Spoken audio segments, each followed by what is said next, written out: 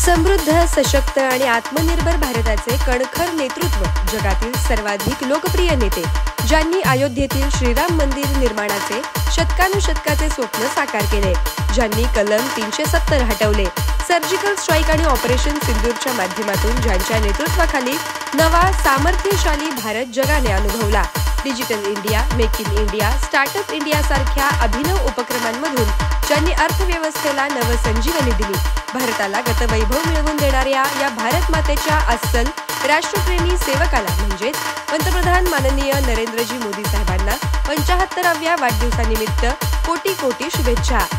शुभेच्छुक श्री देवेंद्र राजेश कोठे, भाजपा आमदार, सोलापूर. ताज्या बातम्या पाहण्यासाठी प्राईम महाराष्ट्र न्यूज चॅनलला सबस्क्राईब करा.